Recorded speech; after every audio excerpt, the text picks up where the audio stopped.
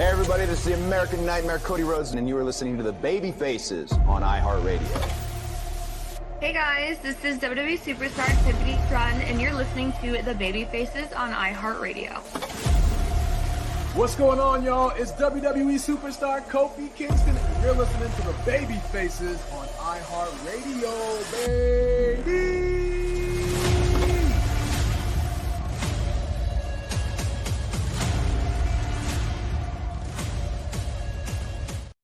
That's right. It's the Babyfaces podcast on iHeartRadio, the official pro wrestling podcast of iHeartRadio Louisville, powered by 97.5 WAMZ, Kentuckiana's #1 for country, and Sports Talk 790 AM. Of course, if you're here in the local area, you can listen to me and Nick Coffey with Coffee and Company every single weekday from 3 to 6 p.m. We talk about a whole bunch of things going on in the sporting world. Pretty sure later on today we're going to be talking about this experience. Of course, Royal Rumble 2025 has came and went. It was up in Indianapolis at Lucas Oil Stadium this past Saturday, and it was a pretty fun time.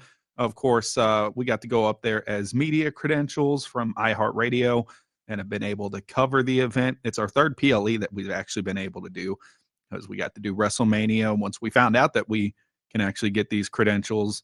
And then it continued on with SummerSlam that was up in Cleveland, about a 6-hour drive. I made that trip solo, just like I made this one solo. And Indianapolis wasn't too bad. You know, it's already like maybe an hour, 45-minute drive. Nothing too bad, but it was a pretty fun time. Pretty chilly day in Indianapolis. Rather unpredictable when it comes to the biggest event at the end of the night, of course, which was the main event. I'm sure we'll get into that as we kind of lay out and talk about everything. My name is Austin Montgomery. Of course, I am your co-host. I just thought I'd get on here and kind of just talk about the Rumble and my experiences and covering it from the press box for a lot of people that don't really know how all that stuff works, what it's like up there. Now that I've done 3 of them, I feel like such a big expert on it. But pretty still young in the Babyfaces days to go out and do all that. So I certainly thank WWE and all the people up there in the media and communications area that kind of help us get these opportunities. So really, really cool that we're able to do that and cover the event when all I'm really doing is just kind of enjoying the show for free and posting on the Babyfaces app or on the Babyfaces social media. Of course, you can follow us on X, Instagram, Facebook, right here on YouTube and TikTok. It's all relatively simple at Babyfaces Pod. And speaking of social media, it was a huge weekend for Babyfaces social media. Really, really cool, because as I was up in the press box, we had a video that went viral. Of course, I Show Speed gets into the Royal Rumble as a surprise entrance because somebody knocked Akira Tozawa out. I'm pretty sure it was Carmelo Hayes. And they went to the gorilla position, and guess who happened to be there? I Show Speed, one of the most popular social media streamers out right now, of course, here on YouTube. But he absolutely got obliterated by Braun Breaker with the spear. He had his spot where he did the Ronaldo Sui, and then he did a backflip, and then it was rest in peace after that because Braun Breaker tore his freaking head off. And I took that video, and it's gotten over 11 million views right now on Instagram, which is pretty crazy. Billy and I used to talk about how much big of a deal whenever we got like 100,000 views on something. Or even our Cody Rhodes interview, which you could listen to on YouTube, and you can also listen to on the iHeartRadio app or Apple Podcasts, where you like to listen to your podcast. Even clips of that where he told a story about The Undertaker sliding into a ring and giving him the wink at WrestleMania when he helped him finish his story. That got about like maybe 500,000 views, and we thought we were hot shit then, but it looks like we kind of struck gold with this last one. Of course, thank you, I Show Speed, for taking that bump and being a champ and kind of helping us clout reach right there. But, you know, it's only one video. It's really, really cool. We've gained over like 3,000 followers from it. And so I really appreciate everybody that's new here listening. Thank you so much. It's a really fun podcast. Me and Billy get to sit and talk about what's going on in the world of pro wrestling, and we kind of give our thoughts, previews, predictions for storylines and stuff like that. Of course, now that the NFL is winding down, and that's me and Billy's favorite sport besides wrestling, it's when we usually start to kind of hunker down on wrestling content, because sometimes it's hard to keep up with wrestling, as you know, we're sports bettors, we fantasy football players, and we just kind of like keeping tabs with the NFL, and Monday Night Football is always on. So I'll still always bounce back and forth from Monday Night Raw to NFL action, but sometimes you can get lost in the sauce of what's going on. Billy, of course, has been doing coaching this last year up at Cooper High School, and he has a kid on the way. So you talk about a guy that's already busy. Billy is definitely going to be a busy man this year, but whenever we're able to get him on the podcast and give you guys more superstar interviews and all that fun stuff, and he can tag along, he certainly loves to do it. Billy loves being a part of this platform and loves being one half of the Babyfaces. And we always have a good time whenever we get on here and talk. All right. So let's talk about it. This past Saturday, 2025 Royal Rumble from Indianapolis and Lucas Oil Stadium. If you guys never been to Lucas Oil Stadium, I'm pretty sure all the people that are following me, especially after the last Saturday, were probably in attendance, a lot of them. It's huge. I mean, if you're driving through Indianapolis, it's definitely one of the things that stick out to you. But it's absolutely huge. It's a home of the Colts, where the Colts play, and it's honestly quite shocking. I'm pretty sure I did all my research, but I'm pretty sure that this is the first time that WWE's held a event at Lucas Oil Stadium, which is pretty crazy because it was built over 10 years ago, probably about 15 years ago, sometime in the early 2010s. Sorry if I don't have that information for you right now, but I mean, it's played host to, I mean, it's the host of the NFL Combine every single year. I'm pretty sure that they've had the NFL Draft up there before. Obviously, have hosted national championship games and college football playoff games. Of course, you've had other big stuff up there just as well. I'm just trying to think. Final Fours, college basketball has been up there. Super Bowls have been played up there. So it's been host to about almost every major sporting event that you can think of. But WWE has always stayed away from it. And hopefully this last weekend, over 65,000 people. It was almost like a WrestleMania, guys, but it was the biggest Royal Rumble in history. So that was really cool to see. The crowd sounded like they showed out. Everybody there was just happy, especially when you're in this mecca of the area around the Kentucky, Indiana, Ohio, Nashville sort of area. That conglomerate of states used to be ran by the old territories back in the day, of course. So a really huge wrestling following in these surrounding states here. So they were very happy to have it. Once again, I was happy to be up there. Made the trip, left at probably around 10 o'clock. Our media check-in was at 4:30, and it's only about an hour and a half, 45-minute drive from my home here in Louisville. Made that trip up there. Pretty cold day. Parking was absolutely insane to try to pay for something. So I ended up parking at like some sort of tavern, probably about a couple blocks down, probably about 10-minute walk, and still had to pay $30. It was better than paying $60 for Lucas Oil and the surrounding areas, which were like $50. So if I could save $20, that was fine. Got up to the media booth. I like to get there relatively early because whenever we go do these press boxes and stuff like that, and I've learned my experience from our WrestleMania trip, once again, not taking anything away from that because it's obviously a fun time and we get to go to these shows for free. And, it's really bucket list type things. But when you get up to the media box, press box, if no one's been into the media box before, it's usually at the top of the stadium. About 9 times out of 10, a press box at a stadium is usually at the very tip top, and it's covered by windows. So, and there's different rows to the press box too. Of course, you probably have your first row and then your second row. Some of them have like third rows, but they're like stacked up on top of each other. I prefer myself to be in the very front row, so you're like right next to the window. Our experience in Philadelphia was pretty cool because Lincoln Financial Field is a beautiful stadium. But the cool thing about their press box is it opens. The windows do open, and they were able to. The thing is it was freaking freezing when we were there last April up in the Northeast, up in Philadelphia. So night one, there were a couple people that had their windows open.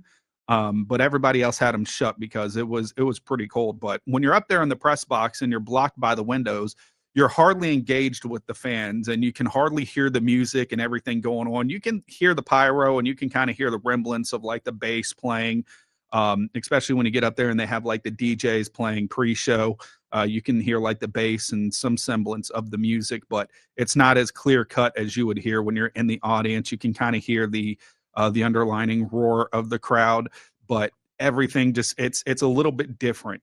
You're blocked by the glass, so a lot of people were wanting that genuine experience in Philadelphia, but it was so cold they didn't decide to open up those windows that first day. The second day, however, was really really cool. We get up there and it felt a little bit better, probably about 10-15 degrees warmer. It was still pretty chilly, but everyone was able to kind of open up the press box doors, and we didn't need the audio feed that they usually feed through us at the press box. And up at Philadelphia, since you can hardly hear anything since the doors are shut, what they ended up doing was piping in the audio and playing it on the TVs from the Peacock stream. I'm pretty sure in Philadelphia there's probably like a good 3 to 4 second delay from what we were actually watching live in the ring, and then what we'd hear from the system up in the press box. We got to Cleveland a couple months ago this past summer for SummerSlam, and when we got up to those press boxes, they didn't have retractable windows. It was just all solid shut, which I guess is somewhat understandable. You're up in Cleveland, they're playing games. I know that they don't go to the playoffs, but you're playing games in October, November, December. It can get pretty cold, and that's a place that you don't want to open it. But at the same time, it's a little bit chillier up there in Philadelphia, but I don't know. We won't worry about that. But in terms of watching it and viewing it, obviously, of course, couldn't hear too much through the press box windows, but when they piped in the audio for the Peacock feed throughout the press box, that just so happened to be very live and to the point. So we were hearing things as it happened, excuse me. And it felt a little bit more like you were there in the crowd.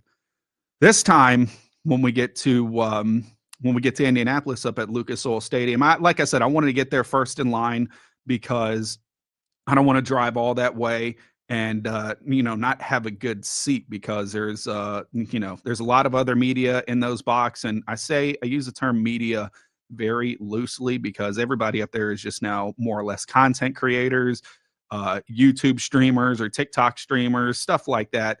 They happen to be big wrestling fan with big wrestling followings. Not knocking anybody, but there's hardly a little bit of media and actual media outlets up there. We ran into a couple of guys that did some Indy 500 media and had their own NASCAR podcast. And of course, it's kind of locally there in Indianapolis, big sports city, and underrated NASCAR city just as well. Another competitive racing series. So there's a couple CBSs up there, local CBS, local affiliates.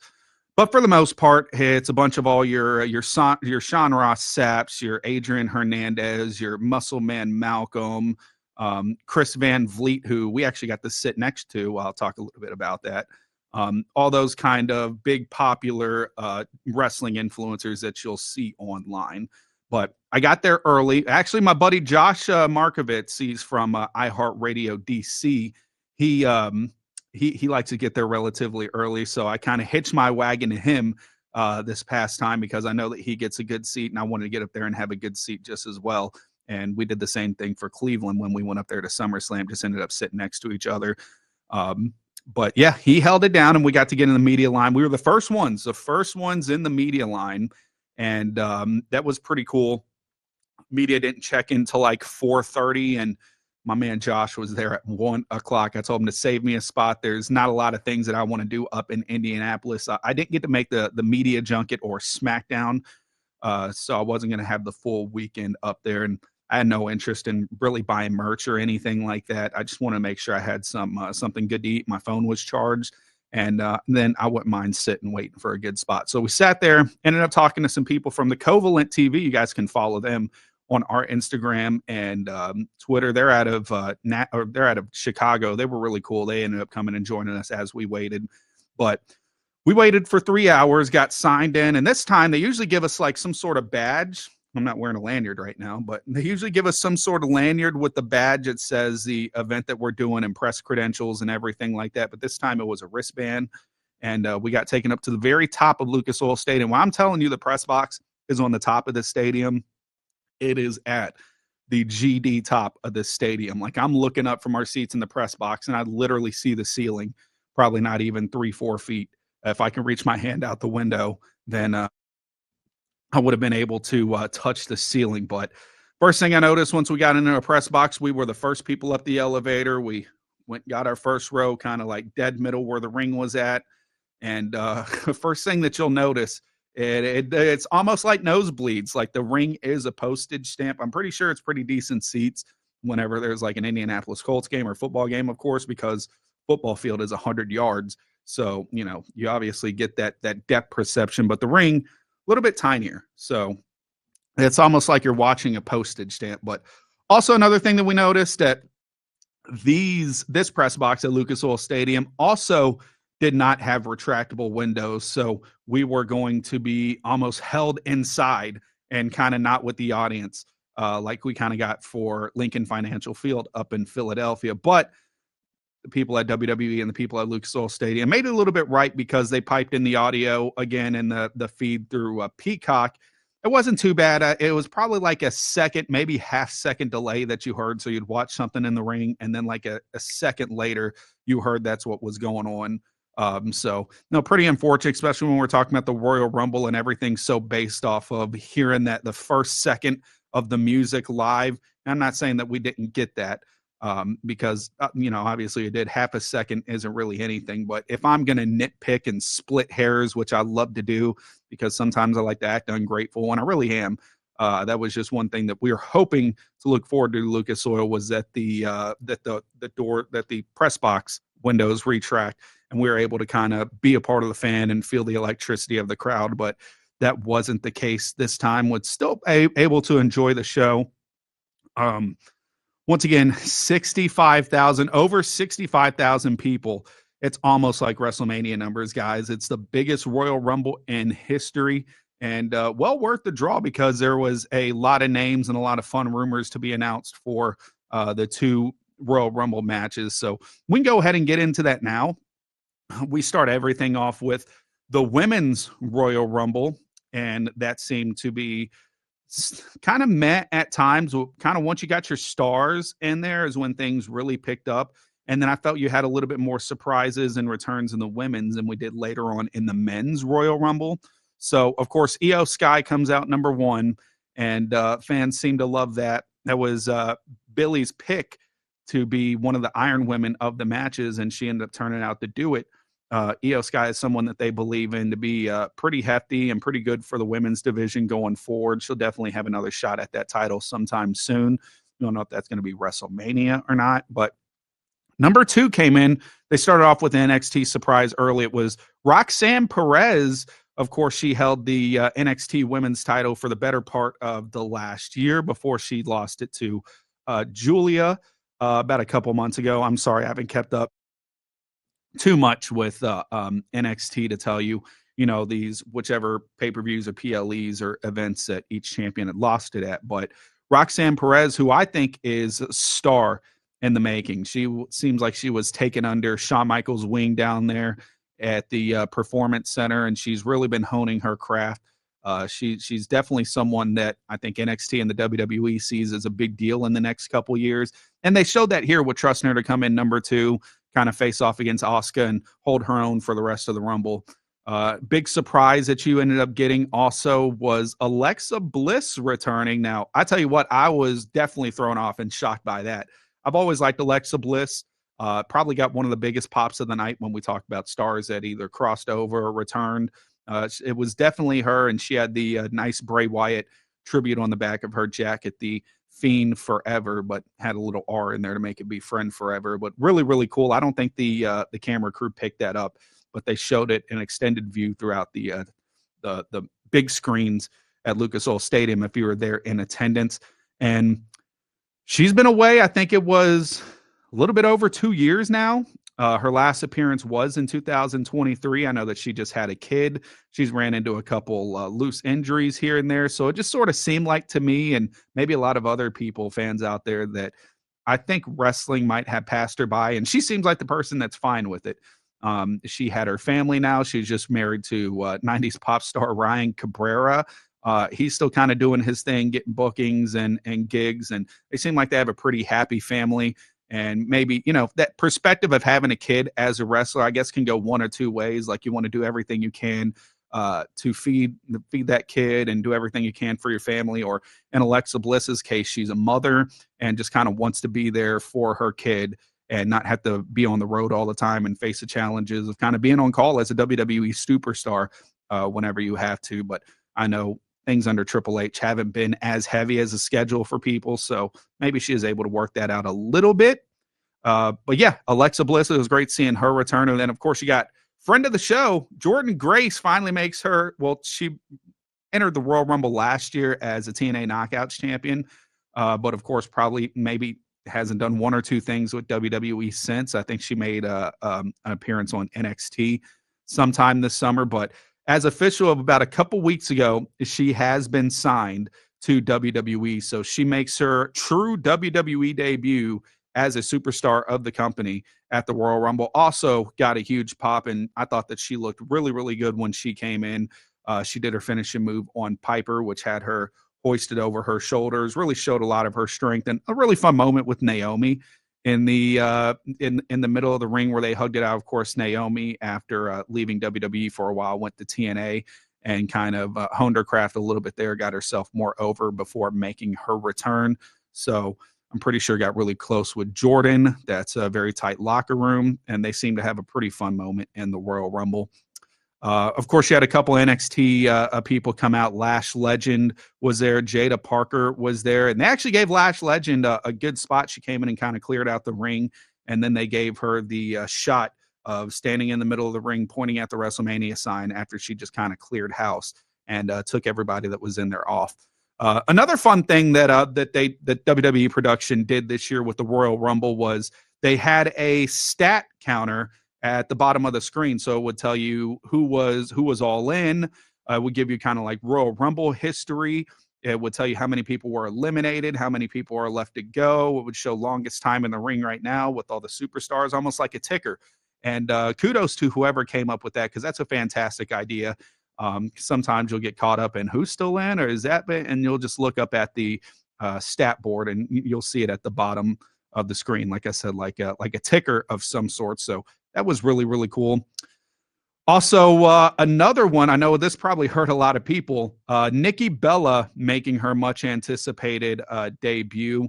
I say much anticipated because it seemed like every body or every outlet that I saw was contemplating, rumoring her to possibly return back to WWE, because they did show her on the January 6th edition of Monday Night Raw whenever they made that, whenever they debuted on Netflix. They showed her in the crowd and she got a big reaction. And for what it's worth, it seemed like the Bellas have always been over. It's when they were kind of shoved down your throat and forced as like actual real competitors. Not a lot of people tend to like that, especially when we're in the days of AJ Lee kind of making her come up, and the NXT women who actually, went through the actual the 5-star match school, pal, down there in Florida. It seemed like a lot of people were resenting the Bellas. Nikki made her appearance as the number 30 entrant, got a huge pop. Good for her. But it seemed, I know she had a couple spots in the ring where people were kind of booing and pushing away, but I want to talk about everyone seemed let down, at least with the returns in the Women's Royal Rumble, just because they were looking for a Becky Lynch or AJ Lee. I anticipated a Becky Lynch to return. It seemed like there was a lot of quietness on her front that she was bound to return sometime, and kind of in the same situation as Alexa. I know her and Seth just had a kid not too long ago. She's been a workhorse in the last year before WrestleMania. Anyways, so it was probably good for her time off to go spend time with her family, go spend time with their kid, and everything like that. And of course, Seth kind of returning back to full time a couple months ago. Kind of them trading positions at home. But Becky Lynch didn't show up. Me, Billy, and I'm pretty sure Dex had her in our final four for the women's match. Nothing from her. Now, about the AJ Lee thing, I think you guys got to give that up. I don't think AJ Lee is going to be returning anytime soon. I just don't see the reason for her to. I don't think that she has loved the sport of wrestling as much as CM Punk does. And I know CM Punk had a couple years where he was just kind of drilling the WWE and kind of drills like the schedule and just kind of the toughness of what it takes. But at the end of the day, it's what CM Punk has done since he was a teenager. He loves wrestling. He loves pro wrestling. And he loves the juncture of everything that goes on and that happens to bring. So he'll always find his way back. I'm not saying never say never, of course, in this building, but it never entered my mind that AJ Lee could possibly show up. And I know me and Billy were texting after the show. He mentioned, dude, we never mentioned the possibility of AJ Lee returning. And I guess he's right, but there's kind of something in the back of my mind that just knew that that possibly was going to happen, because what's her spot if she comes in the women's Royal Rumble? It has nothing to do. I think whenever she returns, it's probably going to be a CM Punk sort of storyline. And it might be for like a match or two where she teams up with Punk or do something. But I think that she's already ingrained in the reality that she is with CM Punk. And I think that's what they're going to feature when she comes back, not just for a pop at the Royal Rumble. But I could be wrong, but I don't see her just coming back for a couple minutes in the Royal Rumble or a couple minutes in WWE unless it's to do something with Punk.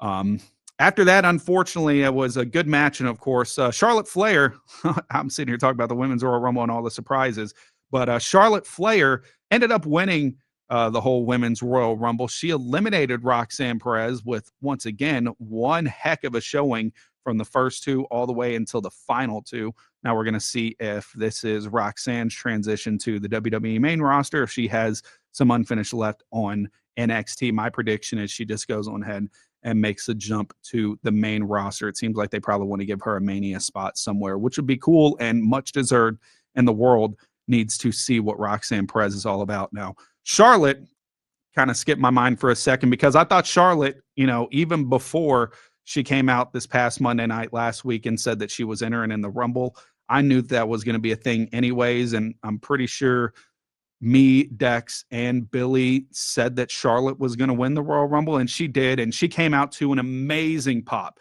You talk about getting the star treatment in the Royal Rumble, and when you're the greatest women's wrestler of all time, you have the lineage that Charlotte Flair has, the aura that Charlotte Flair brings. She got the slow entrance, she got the big gown, she got pyro. So that should tell you something of how they feel about Charlotte Flair. She is, and will ever be, at the top of the food chain in women's world wrestling, no matter where she goes. But she came out, had a great showing. The crowd was really hot for her, and what a difference a couple year makes, right? Because it seems like everybody was always on Charlotte's case. They're tired of Charlotte Hogan. Charlotte's always winning this. Why are they featuring her so much?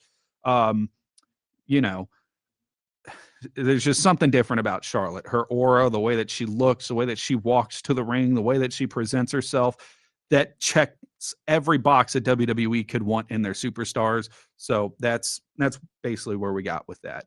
So Charlotte Flair winning the Royal Rumble, eliminating Roxanne Perez. She's stamped her way out into WrestleMania 41 in Vegas, presumably to go against Tiffany Stratton. Like Billy said, we had Tiffany Stratton on late last year, and she was talking about some dream matches that she would like, and Charlotte Flair was one of them. And I know that she's not the only person in that locker room that wants to see that, or one of the only fans in the world by that means who wants to see that match. So I think that will be a fun match. You got two absolute stud athletes like those two. I think they can mix up for a good WrestleMania match, and that's what we're predicting right now. Is Charlotte's going to go against Tiffany Stratton. That one has money written all over it, and that's a better way for you to make like your next Charlotte Flair and Tiffany Stratton, is having her main event one of the nights of WrestleMania with a Charlotte Flair, or at least get a big spot, open up the show with Charlotte Flair. So that should be a pretty good one. Just checking some text right here. Because I am at work right now. I'm supposed to be doing some work, but I just finished a couple things. So had some time to hop on here. I'm not going to talk too much about the next match after that, because unfortunately that was a restroom break, Motor City Machine Guns and DIY, and a 2 out of 3 falls match. I took this time to hit the catering line. They had, let me tell you something. If you guys have ever been at Lucas Oil Stadium, or if anybody there is listening that was in the press box, that ice cream that they had there, that self-serve, soft serve that you ended up making was absolutely phenomenal.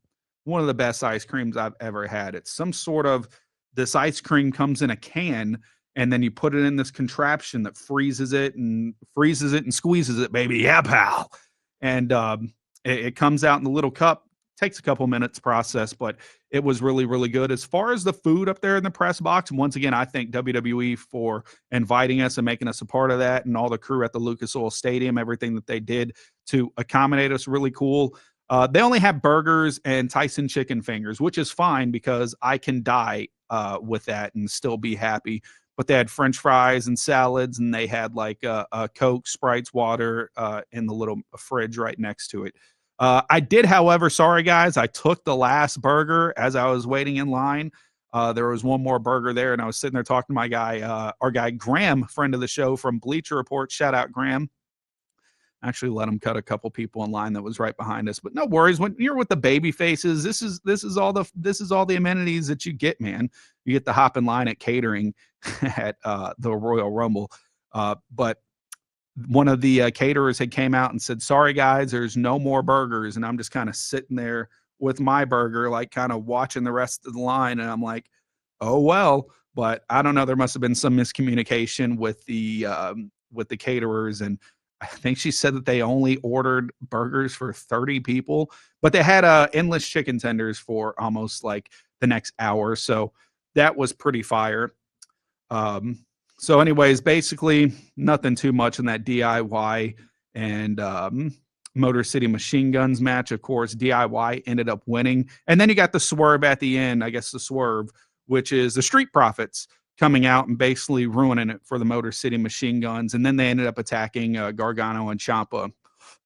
Anyways, with Angelo Dawkins crutches, and that seems to be the heel turn for the Street Profits. But we've seen them turn quote unquote heel before when they were under Bobby Lashley, but they still kind of came out and did like the hype energy dancing and still just a little bit goofy. I like the Street Profits. They're a friend of the show, of course. Angelo Dawkins and Montez Ford, got to hang out with them at the Kentucky State Fair a couple years ago, got to play some carnival games with them, shoot the basketball hoops, and then a little rubber ducky with the water that you squeeze out and shoot the little target.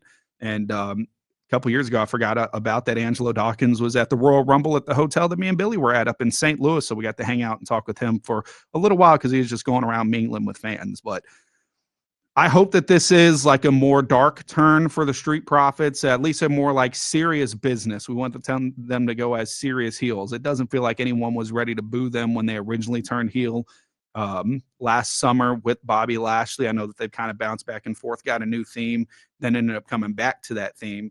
So we'll see where this goes. Good for them. I've always thought that they were a great tag team. I always thought that Montez Ford was a star.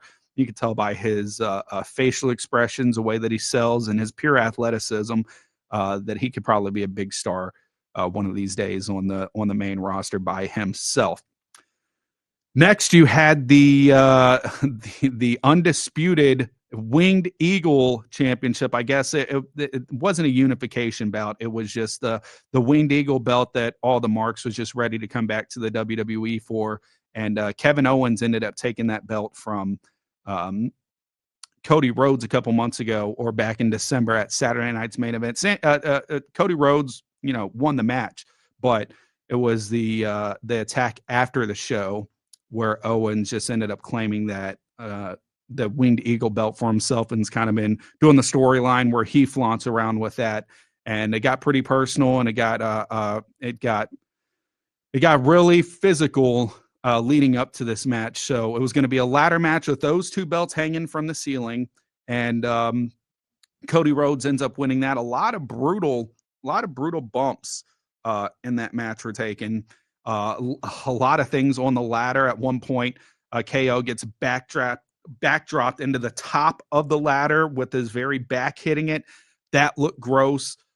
He threw Cody Rhodes off the top rope, and his neck. He did his little suplex driver. Cody Rhodes' neck hit that ladder. That was pretty gross. Both guys kind of beat the hell out of each other here, and they took some serious bumps. And then, of course, you had Cody Rhodes ultimately retaining at the end with the Alabama slam from the table through the ladder that was set up across the ring apron and on the announcer's table. And Rhodes is able to get in there and climb the ladder and retrieve both titles. Another thing in that match, which kind of didn't make sense, of course, they're finding a way where Sami Zayn kind of fits into this. Maybe this is part of Sami Zayn's heel turn or something that they're wanting to do. But Sami Zayn came out basically halfway through the match in support of Kevin Owens. He didn't get involved whatsoever, but he was just there kind of as support. I don't know if his whole thing is trying to calm Kevin Owens down or whatnot, but he was definitely there and escorting Kevin Owens out because KO had to have medical attention before he ended up getting walked out, and Sami Zayn was with him the whole time and looked concerned once he took the bump through the ladder. So we'll see where the whole Sami Zayn Kevin Owens thing goes. After that, we had the big one. It's the men's Royal Rumble, and this one probably looked to be one of the most star-studded Royal Rumbles that they've had in a long time, with Hall of Famers, past champions. Of course, John Cena's retirement tour coming up. You had Roman Reigns entering the Rumble in pursuit of the championship. His first time entering the Royal Rumble since 2020, the one right before COVID. And he was a completely different gimmick back then. He was still rocking the big dog, the vest and the shield, everything. Of course, he's been running the WWE the last couple years. He hasn't had the need to be in the Rumble. But, of course, Seth Rollins, CM Punk. I know he did it last year, but ended up injuring himself and taking himself out. So everything, there's stories everywhere. And of course you had the who's going to show up. Is there going to be any NXT crossovers, any big returns, anything like that? Nothing too big in the returns department. Well, let's just go ahead and start off. Number 1 and 2, kind of like we did for the women's match. You had Rey Mysterio come out number 1 and Penta come out number 2. And that's who Billy called to be possibly the Iron Man of the whole event. He came out number 2, and that's a great spot. Awesome moment getting to see both Penta and Rey Mysterio in the ring at the same time to help kick off the Royal Rumble, because you knew that they could probably have a good time, have some fun, do some fun moves. Of course, it wasn't anything too extravagant, but this was real lucha wrestling, and they obviously have big plans for Penta. The way that they've debuted him and made him seem like a star to the general audience, and has been absolutely amazing. It's someone that you should do for a guy like him. So big spot for Penta. Gets to go up against a legend, former champion, current WWE Hall of Famer. And then kind of bland for the first couple minutes. I know Billy was texting me back and forth that this is kind of meh. He was telling me that the crowd seemed dead, but I couldn't really tell too much. Of course, we're up there in the press box. You could see them pop for some people that came out, but there wasn't any really surprise turns, nothing extravagant that happened. But you had the iShow Speed ended up coming out. Well, what happened was Akira Tozawa had came out from American Alpha. And then as Carmelo Hayes was walking out, because he just got eliminated by Braun Breaker, I'm pretty sure it was. He was pretty pissed off, and he ends up attacking Tozawa, and then they do the spot where everyone runs out. I think it's Adam Pearce and a couple other trainers that ran out on the entrance ramp and taking Tozawa back to Gorilla, and Triple H is back there scrambling, and who happened to be back there, iShow Speed. He was actually on stream, and he had Stephanie McMahon on there, and he, Speed, get in there, and ends up tossing Speed out. He came out to a great reaction, honestly. And, and it just shows me how popular these YouTube streamers are. I mean, I had an idea of who they are. I mean, I'm obviously on TikTok. I'm obviously on Instagram Reels and stuff. So you see their content everywhere, but it's not like I'm a loyal follower of him or anything. But of course it's younger audience, and every, younger audience is very well aware of him. So he came out to a great pop. He ended up helping a Braun Breaker throw Otis over the top rope, and got his elimination. And as Speed's sitting there kind of getting his shit in on the camera, he does the Ronaldo Sui thing, and then he ends up doing a backflip, which kid is really athletic, by the way. I don't know if you guys have seen, he's made videos of him jumping over cars and like doing backflips and shit everywhere. The kid is athletic, and I don't even think he's 21 yet. That's a crazy thing. But he does the backflip, And you can kind of see Braun over there kind of clapping, but as soon as Bro hits the backflip, you see Braun Breaker in the shot, and it's perfect. You see him hit those ropes, and you can even hear in our video, if you check it out on at Babyfaces on Instagram and on Facebook and YouTube and Twitter, you can hear me see once Braun starts running, I go, oh shit. And he is about to get a spear. And when I tell you that he almost took his head off, I was concerned for Speed after that bump because his neck snapped back. I think when I watch it, when I try to watch it, it looks like Braun tries to do a good job of like protecting how like his whole body falls. But this is just a case of Speed didn't turn the correct way. He turned to his right rather to the left and wasn't able to get his body centered. So when he turned the other way, you just have this force, this animal hits you at 23 miles an hour. I think they say he runs the ropes. And it was more or less kind of sideways. So Speed's head ended up kind of snapping back like that. And my God, it just looked brutal. It calls for a great video. Once again, go check that out. Then he ends up picking him up, tossing him out. Otis catches him on the outside and then backdrops him into the table. And it looked like Speed kind of got a little bit nicked up, ended up hurting his foot, but did it all in the Yeezy Crocs though. So a lot of clout points for that. I appreciate that. And I think the next big surprise after that was Joe Hendry. What a fun moment. When I say that you really couldn't hear much from the press box initially, you can kind of hear mufflings of the crowd. Once you saw his JH come up on the screen, you felt the building shake. I'm sorry. And going back and watching it on Peacock, it was just more the same. They were loud and good for him. Joe Hendry, friend of the show, by the way. You can go check out that podcast on iHeartRadio in the archives and Apple Podcasts. Joe Hendry encapsulating a great 12 months for him, of course. Him really getting himself over into the stratosphere with the wrestling audience. He made a NXT debut a couple months ago earlier on this summer when he entered the Battle Royal, but everyone knew it. Everyone had that feeling. Is Joe Hendry going to be here? Because how could you not have 60,000 people? And when you're talking about returns, and especially with the new TNA WWE deal, and Joe Hendry literally just winning the TNA World Heavyweight Championship from Nick Nemeth a couple weeks ago, that's something that the WWE wants, is to have their another promotions champion on their show. And I'm pretty sure TNA wanted the same thing, but got a huge reaction, came in, kind of started kicking everybody's ass to start off, and got some good spots. He did his finisher on The Miz, but it was just a really fun moment. And then, of course, Roman Reigns comes out. Roman Reigns clears house. Also got to talk about it before that. Jacob Fatu, who both me and Declan said would probably be the workhorse of this match, and ended up doing this. WWE has a Jacob Fatu problem. I think he's more over than Solo is. I love Solo Sikoa. He's not my tribal chief, but I've always loved him and I've always liked his potential. Jacob Fatu comes in and he gets mic time and he gets ring time, and it just makes you absolutely forget about Solo. I'm sorry to say that.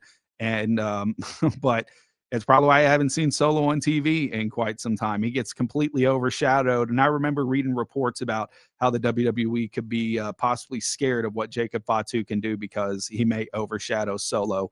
And we might be seeing that because that guy is legit. I mean, you look at him, he looks like a freak. He was an ex-freaking con. So, like, already in your head, you should be scared of this guy. Even though when it looks like him behind the scenes is one of the nicest, more humble guys that you can ever see or get in front of a camera. But he plays his role so well, man, as this Samoan werewolf, as this enforcer of the bloodline. He looks like someone that you don't want to fuck with. And I know he's been doing his thing down there in California with MLW. Over the last couple of years, making a name in LA, and now he's finally got his big break on the main roster. So they're going to be pushing him to the moon, man. And of course, you had Roman Reigns come in a few entries after that, after havoc is caused by Jacob Fatu. Roman Reigns ends up having a fun stare down with Joe Hendry that got the crowd to kind of rise up out of their seats. But he ended up spearing the life out of him and tossing Joe Hendry out of the arena. But it was pretty cool and a great move by WWE to do that, because you obviously don't want like a guy that the crowd hates throwing out a fan favorite like that. It's Roman Reigns makes a little bit more sense. And if you're Joe Hendry, can you even ask really for more? If you know that you're only going to get a few minutes in the Rumble, come in, get your shit in, then one of the greatest superstars in the last 20 years is going to come out and throw you over the top and eliminate you. So you talk about getting a rub. That one was good right there from with the Joe Hendry Roman Reigns experience. And then you have the stare down of Roman Reigns and Jacob Fatu. And I know that they've done this a couple times. I know that they were a part of a tag team match about a few months ago. But that Jacob Fatu and Roman matches, it's going to feed families, man. I mean, when you're talking about, and it seems like with all due intent, like that the bloodline story right now, there is nothing really going on, at least involving Roman. He got his Zulu follow back, but that's not saying that can't always be picked up. I understand you kind of want to give fans a break from it. People have had bloodline fatigue. You can kind of lay it here for right now, let everybody kind of go do their own thing. Then you can revisit it somewhere down the road. And I think whenever they do that, you have a surefire WrestleMania match and Roman Reigns versus Jacob Fatu. And that's going to be something that I'm seated for, of course. And then you had an awesome moment where John Cena comes out at number 23 with, of course, how fitting, Michael Jordan's number, the GOAT, right? It's his retirement tour, his very last WWE Royal Rumble. Probably got, I want to say, the biggest pop of the night. Yeah, I'd say Cena probably got the biggest pop in the night. And that's once again from me up there in the press box and after watching it back on Peacock. So Cena made a really good impression. He came out and he was facing off with Roman Reigns. Well, after that, immediately Punk comes out.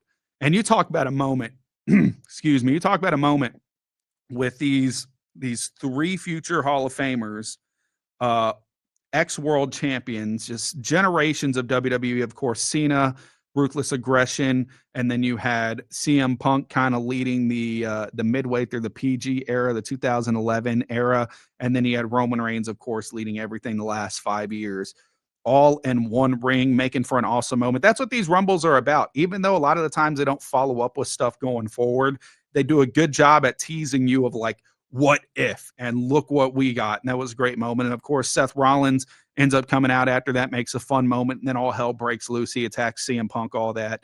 And I always thought it was funny.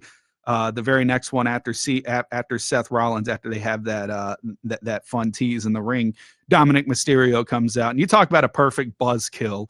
I mean, that's just his character, right? So it got a lot of people pissed off, and Dom embraces it, man. I would not have been mad seeing him in the Final Four, or seeing him like get a couple sneaky eliminations in this match, because, you know, I think that they'll have big plans for him. It's not like I'm actively rooting for him to win the title, but I always love a little swerve story. So if something happens and, you know, Dom slips on a banana peel into his way into getting a world title shot and kind of nasty heels it up, I think that would be pretty fun. The fans would love to hate it, and that's what WWE loves nowadays. It's just fan reaction and stuff like that. Nothing too big on returns or surprises after this. You had Drew McIntyre come out, Damian Priest come out, and at number 30, who everyone was either waiting for to be the big one, I myself, possibly The Rock, end up showing up. Who knows? But it was Logan Paul. And I knew it. I told Josh right as we get to 30, I'm like, this is going to be Logan Paul right here. Everyone's going to hate it. And everyone seemed like they did hate it, but I don't know if it's just more like because they hate Logan Paul or if it's just like a fun storyline thing to do. Either way, I guess that works hand in hand. You're going to get reaction, and that's what WWE wants, is he actually has real heat. A lot of people don't like him, but Logan Paul backs it up because I think he actually is a really good worker. He's very athletic, and he understands the business. He's not just like a guy that happens to be athletic and is thrown in there and just doing all this stuff. He knows how to sell with facial expressions. He knows how to look good. He knows how to present himself in the wrestling world. And I want to talk about I guess one of the bigger spots is Seth and Roman kind of clear the ring, and they had this cinematic shot right in front of Seth. And then Roman in the back, he looks like a lion, right? He's got that big, beautiful tribal chief mane and this stare in his eyes. He hasn't got to really lock in with Seth since that WrestleMania where Seth came in dressed as a Shield and tried to screw Roman Reigns. Roman Reigns ended up taking his frustration out on Seth with the chair instead of doing it with Cody, causing him to lose track of what he was doing. And then the rest is history with Roman losing the title that night. So that was the first real true stare down that those two have had since that moment. The crowd popped for it. It was a great cinematic shot. And then they ended up tussling, kind of throwing each other over the apron and kind of hanging off. And that's when Punk comes in and ends up tossing him out of the arena, or of the ring. Both of them, both Rollins and Roman. And as he's kind of sitting there celebrating, who else but Logan Paul comes out and dumps CM Punk over. And there's a fun little brawl between Punk, Rollins, and Roman after that. And that's going to speculate what those guys' plans are going into WrestleMania 40, especially because those three, along with John Cena, who is still remaining in the ring, were probably one of those three were probably who one of everyone thought was going to win the Royal Rumble in the first place. Now you don't have that. And I can understand. And I even said this at first. So I said, so what? Our final three is Logan, Jey Uso, and John Cena. So I just thought for a second, yep, this is Cena's guaranteed to win. I don't have a problem with John Cena winning. I'm all about him getting his 17th title and on this retirement tour, because at the core heart of it, I always grew up a John Cena fan. I always wanted to be John Cena. He was my hero after Stone Cold Steve Austin had left. I didn't have a wrestling hero after that. It was John Cena who kind of helped me pick back up my wrestling fandom. And I wasn't the biggest fan of him winning, just because I thought that, let someone else have it. John Cena is going to find his way somehow into the title picture within the next year. And it just almost felt too predictable. And like Dex came in on, said Declan Goff from Score North and Purple Daily Podcast, said that would have been kind of too Vincey, like to have the old timer, part timer come in and win the Royal Rumble. But John Cena ends up dumping Logan Paul over it. So now we got the final two. Jey Uso, who would have thought? I tell you what, I didn't have Jey Uso on my final two. Obviously, you can go back and look at our boards. I did not have that. I thought, Jay's a big enough wild card where I think he could probably find his way getting a title shot somewhere on Raw or having a big moment during a pay-per-view. He's a wild card enough. He can get that. But they had a not really an epic showdown, just your kind of basic final two in the match between him and Cena, and they struggled on the apron with each other. Cena tried to pick him up and F-you him off the apron. Jay slides back into the ring, pushes him out. Cena's feet touch the floor, and your winner of the 2025 Men's Royal Rumble, Jey Uso. Yeet. And let me tell you something. At first, I was more or less shocked. The betting favorite just lost and the fan favorite just lost. It's Jey Uso. And then you had that realization, holy shit, Jey Uso just won the Royal Rumble. He's actually going to main event WrestleMania. The crowd went wild. It seemed like the press box went wild. If I can remember exactly what happened, because I wasn't filming it at the time. I was deeply locked in and viewing the match as a fan. But everyone just seemed really, really happy for him. And of course, they had that whole stadium yeeting. It was going crazy. Jay had his moment, did the WrestleMania point sign. The fireworks went off, and we're on the road to WrestleMania. Jey Uso, man, after just losing to Gunther a couple weeks ago at Saturday night's main event and basically getting brutalized. I'm pretty sure he's lost to Gunther a couple times. He just came out on Monday Night Raw in Atlanta last week with rapper Quavo from the Migos, and he cut the promo. He said, I can beat him. I'm going to beat him. And I guess that should have been our tell right there, is that Jey Uso was going to win it. But for all the fans and marks that are mad at this decision, like, you can't be mad that an upcoming superstar, especially someone as popular as Jey Uso is, he reaches every branch that there is. He comes out on the Raw debut with Travis Scott. He comes out with Quavo. He has the most interactive entrances that you can do with the whole yeeting thing. It gets the crowd wild, and he's just a good time.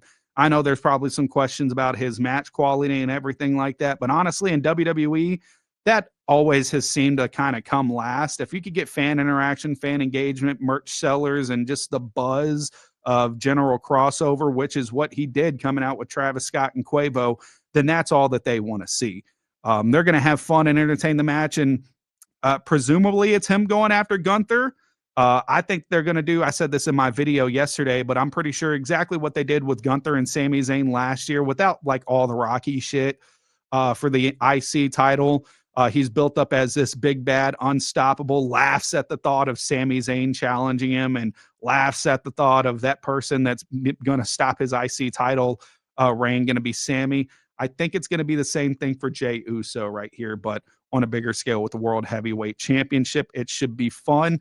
And once again, I mentioned the wild card and Jey Uso, but the way his wrestling style is, he's the kind of guy that can dethrone Gunther, because there's not a lot of people that are just going to go on the mat move for move with Gunther. It's got to be someone that could pull something right out of his ass and beat Gunther at the very last second. And I think that person is Jey Uso. So a really good moment for him. I know his kid came in the ring and celebrated with him. He had a really cool moment backstage with his brother. So I'm pretty sure for that family, it's really awesome for him to see right now. And you have a new star made. I know for a lot of people, Jey Uso might have been on that precipice of main event material, but whenever you win the Royal Rumble, that's it for you. Like you've made it. You're now a made man. So going forward, you're going to have that as an accolade. You're going to have that as something that someone remembers, and people are going to take you a lot more seriously, especially the general public. Well, let's say that they stop watching WWE after the Royal Rumble for a couple months. They know that they're going to come back and pick right back up and say, oh, that was a guy that won the Royal Rumble. So they'll take him a little bit more seriously. So our prediction is that we are getting Jey and Gunther at Mania. So now what does everybody else do, right? Cody seems to need an opponent. We got the Elimination Chamber coming up. Roman, Seth, Punk are free for that. It's going to be fun to see how they factor in. Me and Billy have kind of been talking about it ad nauseum the last couple of days. What do you do with Drew? What do you do with Priest? What do you do with Cena? Does Logan Paul factor in? And I guess this is a fun time in wrestling, folks. We're on the way to WrestleMania in Las Vegas this year, WrestleMania 41. It seems that my prediction at the top of my head, I think that they're going to do Cody Cena at WrestleMania, and I think that they're given I think that somehow they might find a way for Punk to wind up in that as a triple threat match. I think for sure they're doing Roman versus Seth standalone. They kind of need to go back to that. Seth never got his rematch from a couple years ago at that Royal Rumble when they opened the show, and he came out in the Shield garb and came out through the entrance, because that, if you remember, that also ended in just a disqualification, and Roman Reigns ended up retaining the title because he held the chokehold on for too long. So you have to go back, probably do that match again. The fans seem to love that. They probably seem to love that reception. The fans seem to be open to that idea. So I'm definitely saying that we see them go at it on night one or night two, probably the pre-main event to one of the title matches. It's going to be weird seeing Roman not in an actual title match at WrestleMania for the first time in, my God, 5-6 years. But sometimes you got to let everybody else get the shot, and Roman's probably going to be back there one day and probably going to go after his championship, and we're going to get that Cody Roman match one more time, I would assume. Or one of these days, I've already given up on the idea, but maybe one of these days Rock comes back and we finally get that coveted Rock versus Roman match. So we'll hope to see one of them. I think Drew McIntyre is going to end up going into a program with Damian Priest. Priest is the one that eliminated Drew, and Drew is doing this whole downward spiral, mind going out of control type of thing. So I can see him attacking the Judgment Day, or not attacking the Judgment Day because Damian Priest isn't in Judgment Day, but I can see him attacking. Damian Priest. That should be a fun one. Other than that, dude, it was a fun time at the Royal Rumble. It was a really good time being up there to meet up with all of our buddies. Of course, Graham Matthews from Bleacher Report, our guy Josh Markovitz from our iHeart affiliate out in D.C. and a part of the Battleground podcast. We got to hang out with Chris Van Vliet. I know I said I'd talk about that, but he ended up sitting right next to us. If you guys know, Chris Van Vliet does all the wrestling interviews and superstar interviews. Didn't talk too much, just kind of like mention things like throughout the day, like kind of reactions. It's not like we were buddying, chumming it up, but he was pretty decent. And seeing everybody up there, man, it was really, really cool. Hope to keep doing it more. Of course, Indianapolis, a beautiful place. It's a very nice stadium. So can't wait till WWE comes back there, and they obviously had that deal where they're going to be doing the big four PLEs up there in Indianapolis. So should be fun to see what they do there going forward. Of course, WWE Raw is tonight on Netflix. They're going to do a lot of catching up. If you guys have been looking forward to it, I know I have. This is where we hit the road to WrestleMania, and things are going to get planted tonight. So it should be a really fun time on Netflix to see where they go. This is like the best time in wrestling right now, is to get in from the Royal Rumble all the way to WrestleMania. I know the last couple of weeks of WWE on Netflix have been pretty underwhelming, but I'm pretty sure now that they know Mania is coming up, this is where the programming gets a little bit fun. There's no more football to compete with.